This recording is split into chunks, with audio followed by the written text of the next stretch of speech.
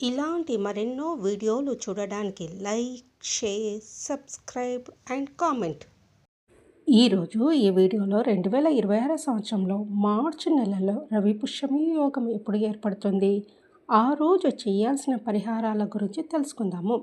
2026 సంవత్సరము మార్చి 1వ తేదీ ఆదివారం నాడు అత్యంత శక్తివంతమైన రవి పుష్యమి యోగం ఏర్పడుతుంది. జ్యోతిష శాస్త్రం ప్రకారము ఆదివారము మరియు పుష్య నక్షత్రం కలిసిన రోజును రవి పుష్య యోగము అంటారు. పుష్యమి నక్షత్రానికి అధిపతి శని.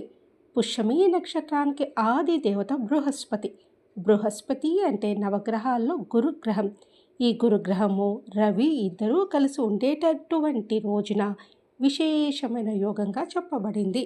ఇది అన్ని శుభకార్యాలకు, కొత్త పనుల ప్రారంభానికి మరియు ఆధ్యాత్మిక సాధనకు అత్యంత శ్రేష్టమైన సమయము. మార్చి 1వ తేదీన ఈ రవి పుష్యమి యోగము సూర్యోదయం నుంచి ఉదయం 8:35 వరకు మాత్రమే ఉన్నది. ఆదివారం నాడు ప్రదోష వ్రతము మరియు రవి పుష్యమి యోగం కలిసి రావడము అత్యంత అరుదైన మరియు శక్తివంతమైన విశేషము. ఆదివారం వచ్చే త్రయోదశిని భాను ప్రదోషము అంటారు. శివుడికి, సూర్యుడికి ఇద్దరికి ఈరోజు చాలా ప్రీతికరమైనది. ఈరోజు చెయ్యవలసిన పరిహారాలు: ఆవు నెయ్యితో దీపారాధన చేసి గురుచరిత్ర పారాయణం చేయాలి. ఇలా చేస్తే గురు అనుగ్రహం సంపూర్ణంగా కలుగుతుంది. ఈరోజు సుందరాకాండ పారాయణం చేస్తే కష్టాలు దూరం అవుతాయి. రాఘవేంద్ర స్వామి అష్టోత్తరం పారాయణం చేస్తే సకల శత్రు బాధ నివారణ జరుగుతుంది.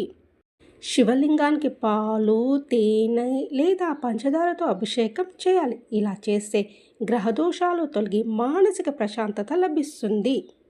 ఆదివారము త్రయోదశి కావడం వల్ల సూర్య అనుగ్రహం కోసము ఉదయం సమయంలో రాగి పాత్రలో నీరు, కొద్దిగా ఎర్రచందనము, అక్షంతలు వేసి సూర్యుడికి అర్ఘం వదలాలి.